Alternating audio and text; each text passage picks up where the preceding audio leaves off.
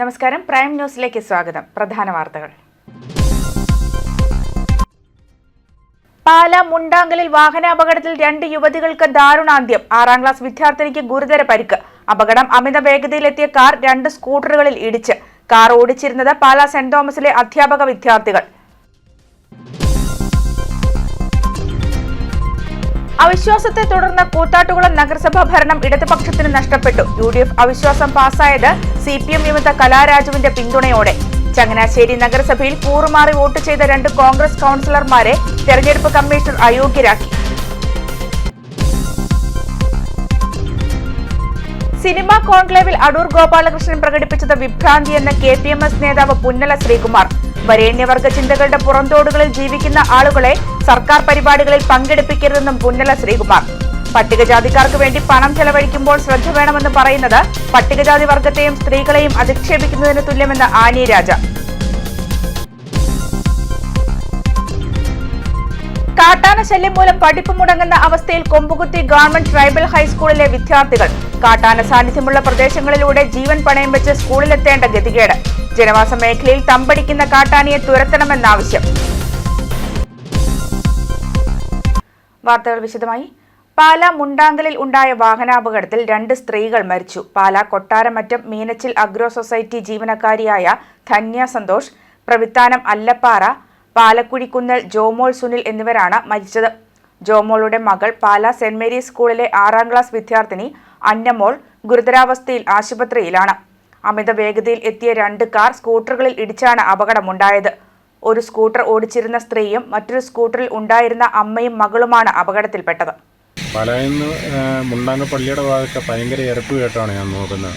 Car ഭയങ്കര സ്പീഡെന്ന് പറഞ്ഞാൽ പറയാൻ പറ്റാത്ത സ്പീഡിൽ വന്ന് ഞാനിവിടെ കടയുടെ ഭാഗത്ത് നിൽക്കുമായിരുന്നു. അപ്പോൾ ഈ വണ്ടി വന്ന് പാസ് ചെയ്ത് എൻ്റെ കട കഴിഞ്ഞപ്പം തന്നെ പെട്ടെന്ന് ഭയങ്കര ശബ്ദത്തോടു കൂടി ഇടിച്ച് അടുത്ത മതിലേൽ പോയി ഇടിച്ച് നിൽക്കുന്നതാണ് കണ്ടത്. ഞാനിവിടുന്ന് ഓടിച്ചെന്ന് കഴിഞ്ഞപ്പോഴത്തേനും റോഡിൻ്റെ 2 സൈഡിലായിട്ട് ഒരു റോഡിൻ്റെ ഇടത്ത് സൈഡിൽ ഒരു അമ്മയും മകളും കിടക്കുന്നു. റോഡിൻ്റെ വലത്ത് സൈഡിൽ വേറൊരു സ്ത്രീയും കിടക്കുന്നു. അപ്പോൾ ഇതാണ് ഞാൻ കാണുന്നത്. 3 പേർക്കും അന്നേരം പൾസ് ഉണ്ടായിരുന്നു. അന്നേരം തന്നെ അതിൽ വന്ന വണ്ടിയിൽ വേറെ ആളുകളും ഉണ്ടായിരുന്നു. വണ്ടിയെ വന്ന ആളുകളും പിന്നെ തൊട്ടടുത്ത കമ്പനിയിലെ ആളുകളും ഞാനും എല്ലാവരും കൂടി 3 കാറിലായിട്ട് ഈ 3 പേരെ കയറ്റി വിട്ടു. അമിത വേഗം എന്ന് പറഞ്ഞാൽ പറഞ്ഞറിയിക്കാൻ പറ്റാത്ത വേഗതയായിരുന്നു. മഴയുണ്ടായിരുന്നു. നല്ല മഴയുമായിരുന്നു. അപ്പം വേഗതയെന്ന് പറഞ്ഞു കഴിഞ്ഞാൽ നമുക്ക് പറയാൻ പറ്റുകയില്ല. ഒരു കൂട്ട് വേഗതയിലായിരുന്നു. എന്നാ പറയുന്നത്, അതുപോലെയുള്ള ഒരു എരപ്പ വണ്ടിയുടെ കേട്ടത്. പാലാ മുണ്ടാങ്കലിൽ അമിത വേഗതയിലെത്തിയ കാർ സ്കൂട്ടറുകളിൽ ഇടിച്ച് 2 യുവതികളുടെ മരണത്തിന് ഇടയാക്കിയ കാർ ഓടിച്ചിരുന്നത് പാലാ സെന്റ് തോമസിൽ അധ്യാപക പരിശീലന കോഴ്സ് പഠിക്കുന്ന വിദ്യാർത്ഥികൾ. കടനാട് സ്കൂളിലേക്ക് അധ്യാപക പ്രായോഗിക പരിശീലനത്തിനായി പോവുകയായിരുന്നു അവർ. 10 മീറ്റർ വീതിയുള്ള റോഡായിരുന്നിട്ടും കനത്ത മഴയിൽ അശ്രദ്ധമായി അമിത വേഗതയിൽ കാർ ഓടിച്ചതാണ് അപകടത്തിനിടയാക്കിയത്. ഗുരുതരമായി പരിക്കേറ്റ പാലാ സെന്റ് മേരീസ് സ്കൂളിലെ 6ാം ക്ലാസ് വിദ്യാർത്ഥിനി അന്നമോളുടെ നില ഗുരുതരമായി തുടരുകയാണ്. കൂത്താട്ടുകുളം നഗരസഭയിൽ ഇടതുപക്ഷത്തിന് ഭരണം നഷ്ടമായി. LDF ഭരണസമിതിക്കെതിരെ UDF കൊണ്ടുവന്ന അവിശ്വാസ പ്രമേയം പാസായി. CPM വിമത കലാരാജുവും ഒരു സ്വതന്ത്രനും UDFന് അനുകൂലമായി വോട്ട് ചെയ്തതോടെയാണ് അവിശ്വാസ പ്രമേയം പാസായത്. ഉച്ചയ്ക്ക് ശേഷം 3-ന് നടന്ന വൈസ് ചെയർമാൻ അവിശ്വാസ വോട്ടെടുപ്പിൽ 12-നെതിരെ 13 വോട്ടുകളോടെ LDF പുറത്തായി. CPM കൗൺസിലർ കലാരാജു UDFനൊപ്പം നിന്നു. ചെയർപേഴ്സൺ വിജയ ശിവൻ, വൈസ് ചെയർമാൻ സണ്ണി കുര്യാക്കോസ് എന്നിവരെയാണ് UDF കൊണ്ടുവന്ന അവിശ്വാസത്തിലൂടെ പുറത്താക്കിയത്.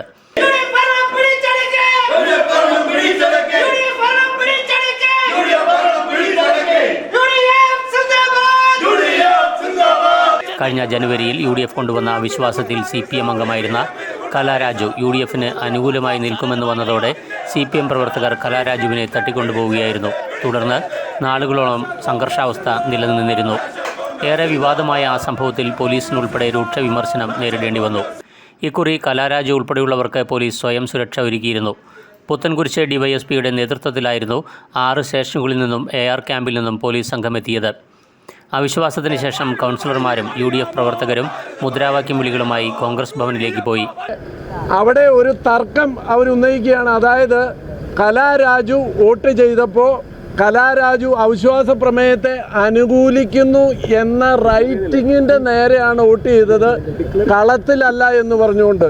പക്ഷേ റിട്ടേണിംഗ് ഓഫീസർ അദ്ദേഹത്തിൻ്റെ അതിനെ സംബന്ധിച്ച ഫൈനലായിട്ടുള്ള അദ്ദേഹത്തിൻ്റെ ഉത്തരവ് പറഞ്ഞു. അതായത് ആ വോട്ടറുടെ ഇൻറ്റൻഷനാണ് അവിടെ പ്രധാനം. ഇൻറ്റൻഷൻ എന്ന് പറയുന്നത് അവിശ്വാസ പ്രമേയത്തെ അനുകൂലിക്കുന്നു എന്നുള്ളതാണ്. അതുകൊണ്ട് അവിശ്വാസ പ്രമേയം പാസ്സായതായി പ്രഖ്യാപിച്ചതിന് ശേഷം ഞങ്ങൾ പുറത്തു വന്നപ്പോൾ ജനാധിപത്യത്തിലെ ഞങ്ങളുടെ വിജയം അംഗീകരിക്കാൻ അവസാന നിമിഷവും കഴിയില്ല എന്ന് പ്രഖ്യാപിച്ചുകൊണ്ട് അവർ റിട്ടേണിംഗ് ഓഫീസറെ കരാവ് ചെയ്യുകയാണ്. ഏതായാലും അവിശ്വാസ പ്രമേയം വിജയിച്ചതായി പ്രഖ്യാപിച്ചു. പ്രഖ്യാപനം നടന്നു കഴിഞ്ഞു.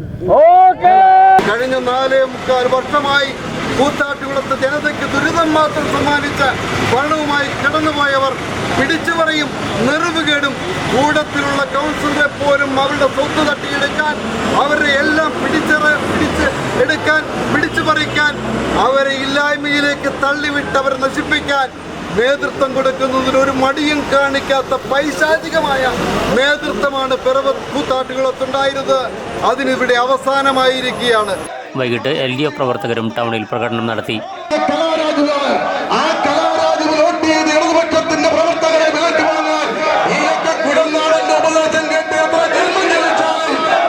കോൺഗ്രസ് മനസ്സിലാക്കേണ്ട കാര്യം, കലാരാജുവിനെ നിങ്ങൾക്ക് വിലക്കെടുക്കാൻ കഴിഞ്ഞേക്കാം, പക്ഷെ കലയ്ക്ക് വോട്ട് ചെയ്ത ജനങ്ങൾ ഇടതുപക്ഷ ജനാധിപത്യ മുന്നണിക്കൊപ്പമാണ്. ആ ജനങ്ങളോട് ഞങ്ങൾ കാര്യങ്ങൾ പറയും, ജനങ്ങൾ ഞങ്ങൾക്ക് പിന്നിൽ അണിനിരക്കും. ഇവർ വലിയ തട്ടിപ്പ് നടത്തിക്കൊണ്ടിരിക്കുന്ന ഒന്നായിരുന്നു. ആ വിവരങ്ങളെല്ലാം പുറത്തു വന്നു. അവർ ഏത് സാഹചര്യത്തിലാണ് CPIM-മായി അകന്നതെന്നെല്ലാം നമ്മൾ ചർച്ച ചെയ്യപ്പെട്ടിട്ടുള്ള കാര്യമാണ്. ഈ കൂത്താട്ടുകുളം മുനിസിപ്പൽ പരിധിയിലെ 17 കുടുംബശ്രീ സഹോദരിമാരെ കബളിപ്പിച്ച്, അതോടൊപ്പം തന്നെ നിരവധി ആളുകളെ കബളിപ്പിച്ച അനുഭവം, അതിൻ്റെ എല്ലാ ഭാഗമായി ഞങ്ങൾ മാറ്റി നിർത്തിയിരുന്ന ഒരാളെ അവരുടെ ആ സാമ്പത്തികമായ കാര്യങ്ങൾ തിരിച്ചറിഞ്ഞ് അവർക്ക് പണം കൊടുത്ത് അവരുടെ ബാധ്യത പരിഹരിക്കാമെന്ന് പറഞ്ഞ് കുതിരക്കച്ചവടം നടത്തി ഇടതുപക്ഷത്തെ ഇപ്പോൾ താൽക്കാലികമായി ഏതാനും ആഴ്ചകളിലേക്ക് നിങ്ങൾക്ക് ഒരുപക്ഷെ ഒരു പ്രതിസന്ധി ഉണ്ടാക്കാൻ ഇവർക്ക് കഴിഞ്ഞേക്കാം. പക്ഷേ ജനങ്ങൾ ഞങ്ങൾക്കൊപ്പമുണ്ട്. കലാരാജുവിനെ വിജയിപ്പിച്ച ജനങ്ങൾ ഇടതുപക്ഷത്തിനൊപ്പമാണ്. ഞങ്ങൾ അവരോട് കാര്യങ്ങൾ തുറന്നു പറയും. കൂത്താട്ടുകുളത്തെ കോൺഗ്രസ്സുകാർ അടക്കമുള്ള, അപ്പോൾ കുടുംബശ്രീയൊക്കെയായി ബന്ധപ്പെട്ട് പ്രവർത്തിക്കുന്ന കോൺഗ്രസ് കുടുംബങ്ങളിലെ സ്ത്രീകൾക്ക് വളരെ കൃത്യമായി കലാരാജുവിനെ അറിയാം. ആ കലാരാജുവിൻ്റെ തട്ടിപ്പുകൾക്ക് കോൺഗ്രസ് ഇന്ന് കവചമൊരുക്കുകയാണ്, സംരക്ഷണം ഒരുക്കുകയാണ്.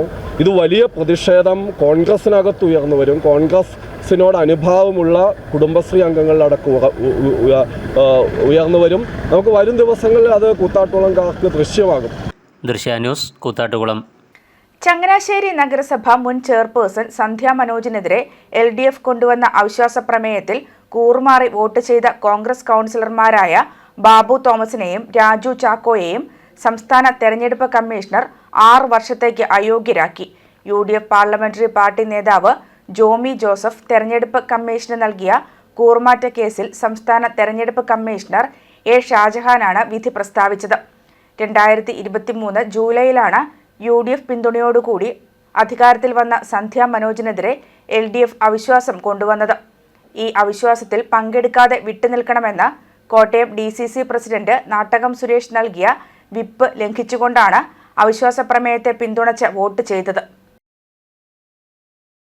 LDF ഭരിക്കുന്ന തലയോലപ്പറമ്പ് പഞ്ചായത്ത് യോഗത്തിൽ LDF അംഗങ്ങൾ എത്താത്തതിനെ തുടർന്ന് UDF കൊണ്ടുവന്ന അവിശ്വാസ പ്രമേയം അവതരിപ്പിക്കാനായില്ല. തുടർന്ന് പുറത്തിറങ്ങിയ UDF അംഗങ്ങളും LDF പ്രവർത്തകരും തമ്മിൽ ഓഫീസിന് മുൻപിൽ വാക്കേറ്റവും സംഘർഷവും ഉണ്ടായി.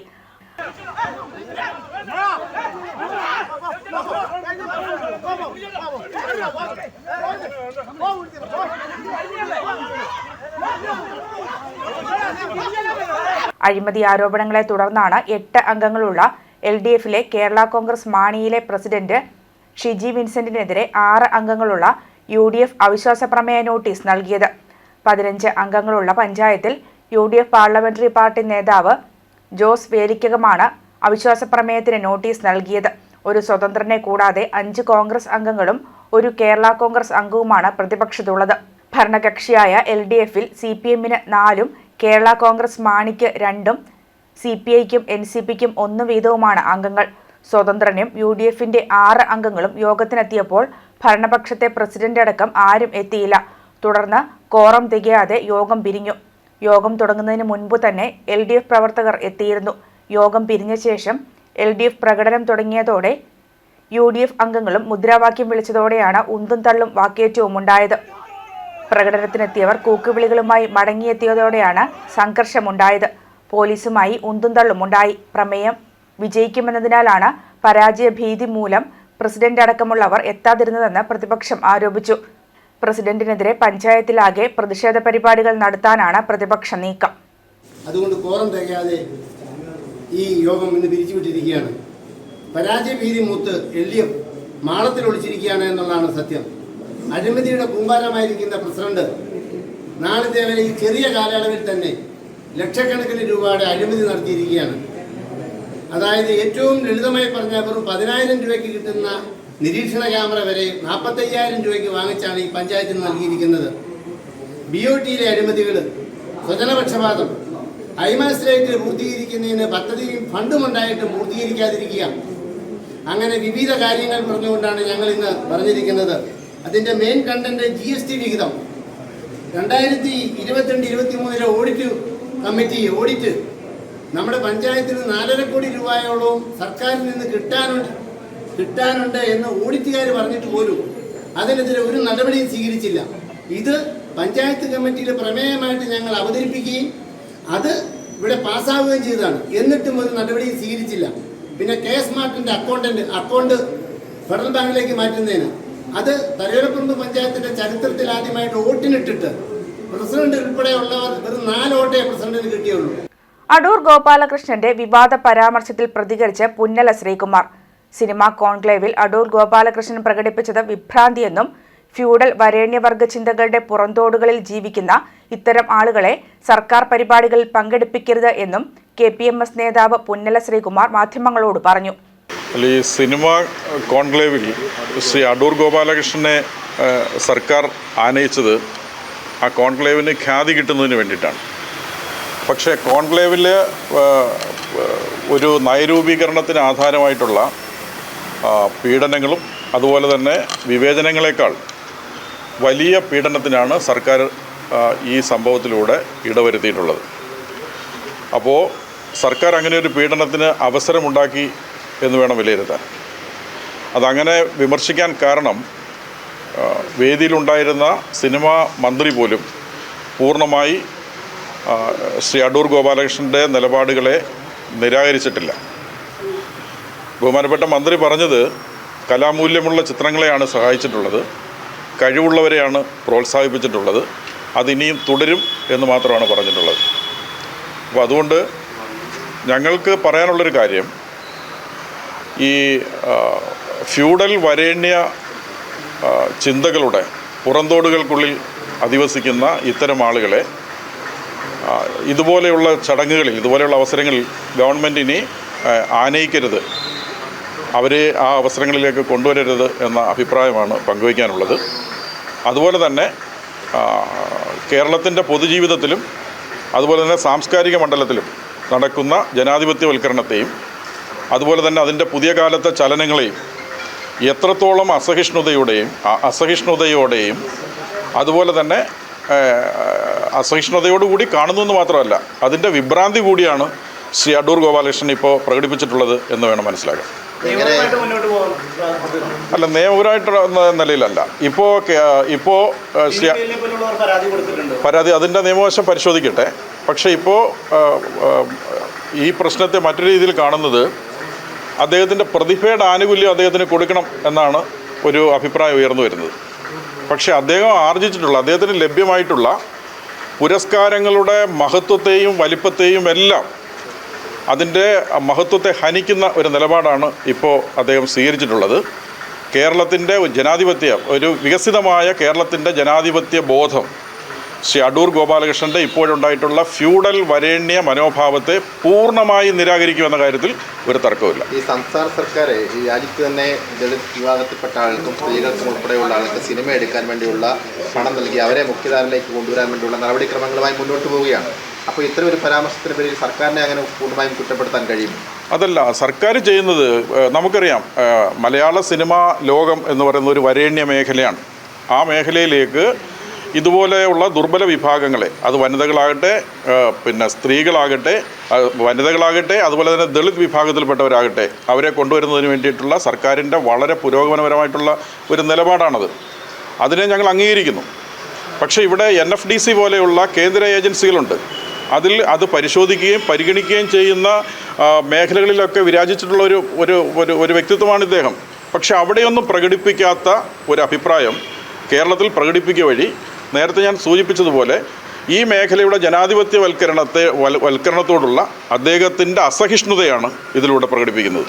അടൂർ ഗോപാലകൃഷ്ണന്റെ പരാമർശം അപലപനീയമെന്ന് ആനി രാജ. പട്ടികജാതിക്കാർക്ക് വേണ്ടി പണം ചെലവഴിക്കുമ്പോൾ ശ്രദ്ധ വേണമെന്ന് പറയുന്നത് അപമാനിക്കുന്നതിന് തുല്യമാണ്, സ്ത്രീവിരുദ്ധതയാണെന്നും പട്ടികജാതി പട്ടികവർഗത്തെയും സ്ത്രീകളെയും അധിക്ഷേപിക്കുന്നതിന് തുല്യമാണെന്നും ആനി രാജ പറഞ്ഞു. അതുകൊണ്ട് തന്നെയാണ് അവർക്കും അതുകൊണ്ട് തന്നെ അവർക്ക് അവസരങ്ങൾ നിഷേധിക്കപ്പെടുകയാണ്. ആ അവസരങ്ങൾ നിഷേധിക്കപ്പെടരുത് എന്നുള്ള ഇടതുപക്ഷ ജനാധിപത്യ മുന്നണി സർക്കാരിൻ്റെ നിശ്ചയദാർഢ്യമാണ് ഇത്തരമൊരു പരിപാടിയുമായി സർക്കാർ മുന്നോട്ട് വരുന്നതിന് കാരണം.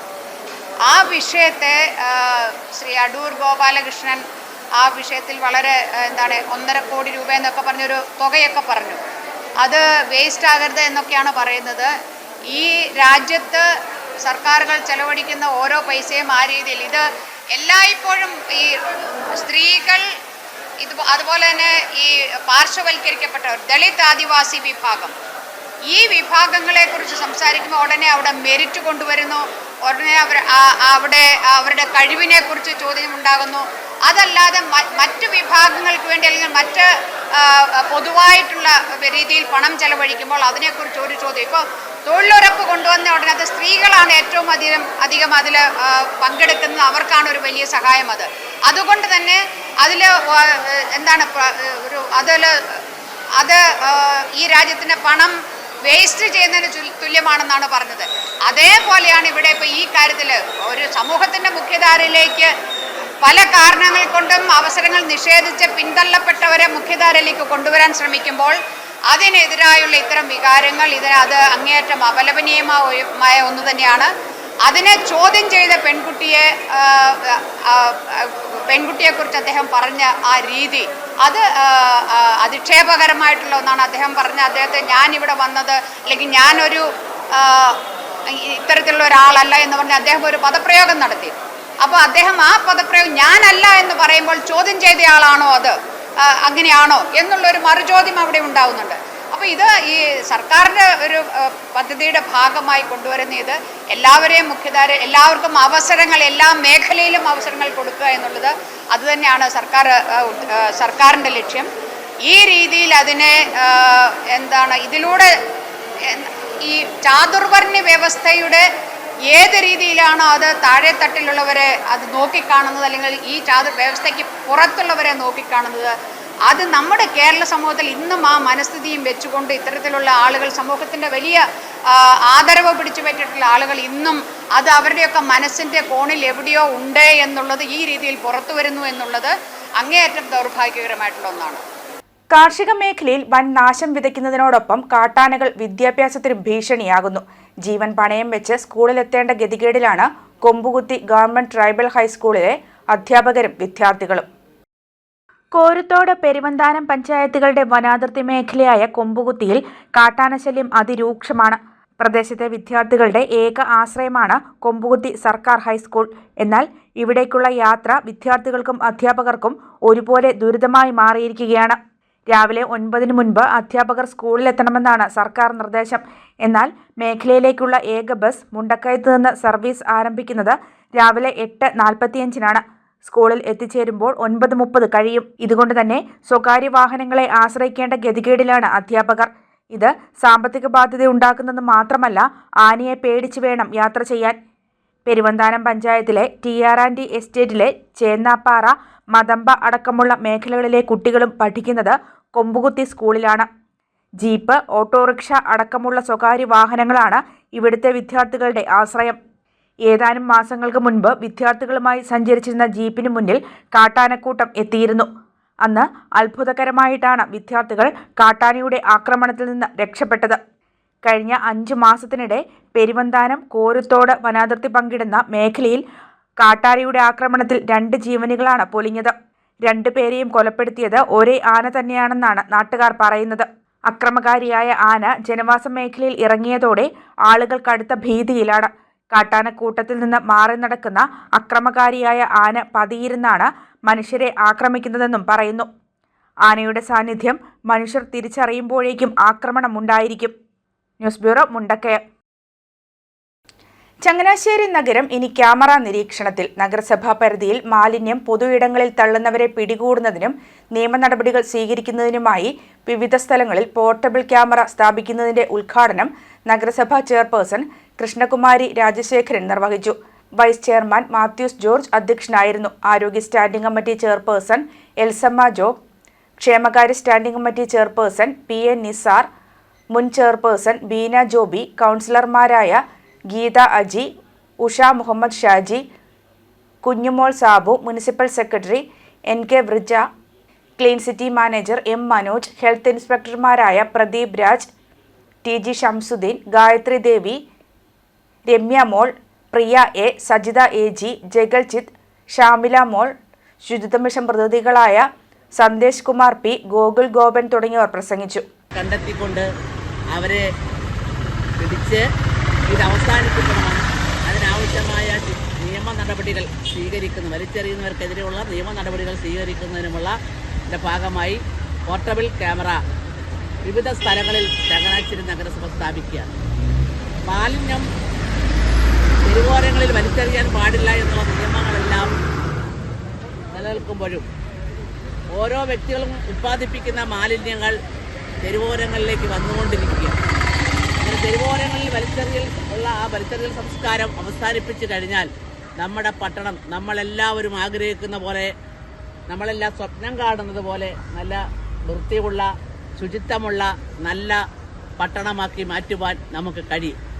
സാരഥി സോഫ്റ്റ്വെയർ പണിമുടക്കിയതോടെ സംസ്ഥാനത്ത് ഡ്രൈവിംഗ് ലൈസൻസ് സേവനങ്ങൾ തടസ്സപ്പെടുന്നു. സോഫ്റ്റ്വെയർ തുടർച്ചയായി തകരാറിലാകുന്നത് മോട്ടോർ വാഹന വകുപ്പ് ഓഫീസുകളുടെ പ്രവർത്തനങ്ങളെയും ബാധിച്ചു. കേന്ദ്ര ഉപരിതല ഗതാഗത മന്ത്രാലയത്തിന്റെ നിയന്ത്രണത്തിലുള്ള സാരഥി സോഫ്റ്റ്വെയർ വഴിയാണ് ഡ്രൈവിംഗ് ലൈസൻസ് അപേക്ഷകൾ സമർപ്പിക്കേണ്ടത്. 3 ആഴ്ചയായി ഇടയ്ക്കിടെ തടസ്സപ്പെടുന്ന സോഫ്റ്റ്വെയർ മൂലം അപേക്ഷ സമർപ്പിക്കാനോ പുതുക്കാനോ കഴിയാതെയായി. മോട്ടോർ വാഹന വകുപ്പിന്റെ നേതൃത്വത്തിൽ നടന്നുവരുന്ന ലേണേഴ്സും മുടങ്ങി. കഴിഞ്ഞ ദിവസം മോട്ടോർ വാഹന വകുപ്പിന്റെ മല്ലപ്പള്ളി ഓഫീസിൽ ലേണേഴ്സ് എടുക്കുവാൻ വന്നയാൾ മണിക്കൂറുകൾ കാത്തുനിന്ന ശേഷം കുഴഞ്ഞു വീണു.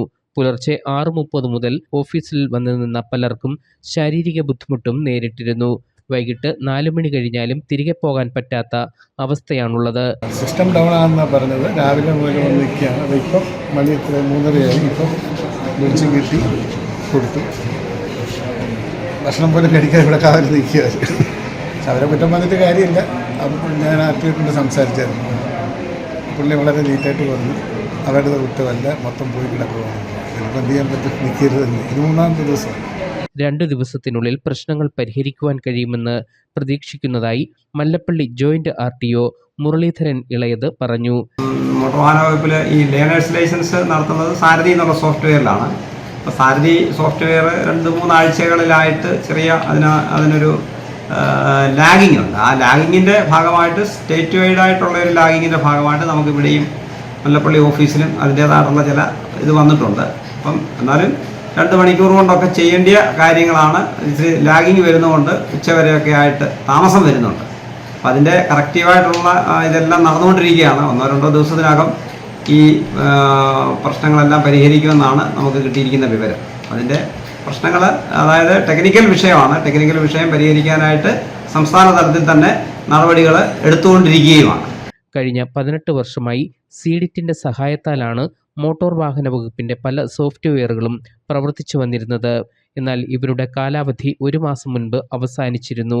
എന്നാൽ അത് പുതുക്കി നൽകാൻ സർക്കാർ തയ്യാറാകാത്തതാണ് ഇപ്പോഴത്തെ പ്രതിസന്ധിക്ക് കാരണമെന്നാണ് സൂചന. News bureau, Mallappally. ഇടുക്കി ജില്ലയിൽ കിടത്തി ചികിത്സ നിഷേധിച്ച് ഗവൺമെന്റ് ആതുരാലയങ്ങൾ. ജില്ലയിൽ 402ഓളം കിടപ്പ് രോഗികൾക്കുള്ള കിടക്കകൾ പ്രയോജനമില്ലാതെ നശിക്കുന്നു. പ്രാഥമിക ആരോഗ്യ കേന്ദ്രങ്ങൾ കുടുംബാരോഗ്യ കേന്ദ്രങ്ങളായതോടുകൂടിയാണ് കിടത്തി ചികിത്സ മുടങ്ങിയത്. ഇടുക്കി ജില്ലയിൽ 24 കുടുംബാരോഗ്യ കേന്ദ്രങ്ങളിലായി കിടത്തി ചികിത്സ നൽകുവാൻ 504 കിടക്കകളുണ്ട്. എന്നാൽ 3 കുടുംബാരോഗ്യ കേന്ദ്രങ്ങളിൽ മാത്രമേ കിടത്തി ചികിത്സയുള്ളൂ എന്നതാണ് വസ്തുത. ഇവിടെയുള്ളതാകട്ടെ 102 കിടക്കകൾ മാത്രം. അതേസമയം ഇവിടെ നടക്കുന്നത് പേരിന് മാത്രമുള്ള കിടത്തി ചികിത്സയുമാണ്. ബാക്കി 402 കിടക്കകൾ ആർക്കും പ്രയോജനമില്ലാതെ കിടക്കുകയാണ്. കിടത്തി ചികിത്സ നിലച്ച ആശുപത്രികളെല്ലാം മുൻപ് പ്രാഥമികാരോഗ്യ കേന്ദ്രങ്ങളായിരുന്നു. അക്കാലത്ത് മിക്കതിലും കിടത്തി ചികിത്സ ഉണ്ടായിരുന്നു. പിന്നീട് ഇവ കുടുംബാരോഗ്യ കേന്ദ്രമായപ്പോഴാണ് കിടത്തി ചികിത്സ നിലച്ചത്.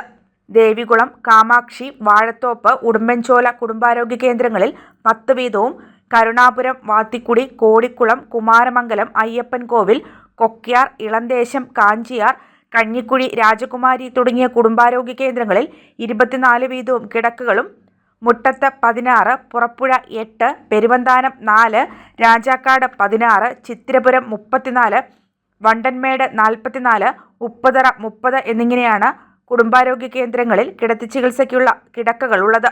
ആരോഗ്യരംഗത്ത് വളരെ പിന്നോക്കാവസ്ഥയിൽ നിൽക്കുന്ന ജില്ലയാണ് ഇടുക്കി. ഇവിടെയുള്ള നിരവധി പ്രാഥമിക ആരോഗ്യ കേന്ദ്രങ്ങളിലും ഈ കിടത്തി ചികിത്സ നിഷേധിച്ച ഒരു സാഹചര്യമാണ് ഇപ്പോൾ നിലവിലുള്ളത്.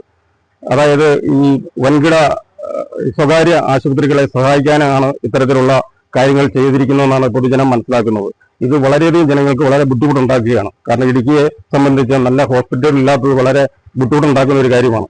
അപ്പം അതുകൊണ്ട് ഈ കാര്യത്തിൽ സ്വകാര്യ രോഗികളെ സഹായിക്കുക മാത്രമല്ല, അന്യ ജില്ലകളിൽ നിന്നുള്ള DMOമാർ വന്ന് ഇവിടെ ചാർജ് എടുക്കുമ്പോൾ അവരെ സംബന്ധിച്ച് ഓവർ വർക്ക് ചെയ്യാൻ അവർക്ക് താല്പര്യമില്ലാത്തതുകൊണ്ട് ഇങ്ങനെയുള്ള കാര്യങ്ങളിൽ നിന്ന് അവർ മാറി നിൽക്കുന്നു. ഇതിനു വേണ്ടിയിട്ട് അവർ ഇതിനെതിരെ പ്രവർത്തിക്കുന്നതായിട്ടാണ് നമുക്ക് മനസ്സിലാക്കാൻ പറ്റുന്നത്. അപ്പോൾ ഇടുക്കി ജില്ലയിൽ നിന്നുള്ള ഒരു മന്ത്രി എന്നുള്ള നിലയിൽ റോഷി അഗസ്റ്റിനും അതോടൊപ്പം തന്നെ വിവിധ ബ്ലോക്ക് പഞ്ചായത്ത് ഉൾപ്പെടെയുള്ളവരും ഇക്കാര്യത്തിൽ ഒരു മുൻഗണന അല്ലെങ്കിൽ ഒരു മുൻകൈ എടുക്കണമെന്ന് പ്രത്യേകം താല്പര്യപ്പെടുകയാണ്. അതുമാത്രമല്ല, ഈ ജില്ലയെ സംബന്ധിച്ച് ഈ മന്ത്രിയുടെ കാര്യമായ ഇടപെടൽ ഉണ്ടാകുന്നില്ല എന്നുള്ള വലിയ ഒരു ആക്ഷേപവും ഇക്കാര്യത്തിലുണ്ട്. അങ്ങനെയുണ്ടെങ്കിൽ ജനം ഒന്നിച്ചിറങ്ങി നിന്നുകൊണ്ട് ഇതിനെതിരെ പ്രതികരിക്കും എന്നുള്ള കാര്യം ഒരു മുന്നറിയിപ്പായിട്ട് നൽകുകയാണ്. ജില്ലയിൽ 51 കുടുംബാരോഗ്യ കേന്ദ്രങ്ങളാണ് ആകെയുള്ളത്. ഇതിൽ സായാഹ്ന OP ഉള്ളത് 3 എണ്ണത്തിൽ മാത്രമാണ്. വൈകിട്ട് 4 വരെ OP ഉള്ളത് 5 എണ്ണത്തിലും. സർക്കാർ ആതുര സേവനങ്ങളെ അട്ടിമറിക്കാൻ സ്വകാര്യ ആശുപത്രി ലോബികൾ പിന്നിൽ പ്രവർത്തിക്കുന്നു എന്ന ആരോപണവും ശക്തമാണ്. ജില്ലയുടെ ചുമതലയുള്ള മന്ത്രി റോഷി അഗസ്റ്റിൻ വിഷയത്തിൽ അടിയന്തരമായി ഇടപെട്ട് ആതുര സേവന രംഗത്ത് പിന്നാക്കം നിൽക്കുന്ന ഇടുക്കിയിലെ ജനങ്ങൾക്ക് ആശുപത്രി സേവനങ്ങൾ ലഭ്യമാക്കാൻ നടപടി സ്വീകരിക്കണമെന്ന ആവശ്യം ശക്തമാവുകയാണ്. News bureau, Idukki. Changanassery bypass റോഡിൽ SH ജംഗ്ഷന് സമീപം മണ്ണിടിഞ്ഞ് ഗർത്തം രൂപപ്പെട്ടു. ഈ ഭാഗത്ത് ടാങ്കറിലെത്തിക്കുന്ന ശുചിമുറി മാലിന്യം പതിവായി തള്ളുന്നതാണ് മണ്ണിടിയാൻ കാരണമെന്ന് നാട്ടുകാർ പറയുന്നു. ചങ്ങനാശ്ശേരി ബൈപ്പാസ് റോഡിൽ SH ജംഗ്ഷന് സമീപം മണ്ണിടിഞ്ഞ് ഗർത്തം രൂപപ്പെട്ടു. ഈ ഭാഗത്ത് ടാങ്കറിലെത്തിക്കുന്ന ശുചിമുറി മാലിന്യം പതിവായി തള്ളുന്നതാണ് മണ്ണിടിയാൻ കാരണമെന്ന് നാട്ടുകാർ പറയുന്നു.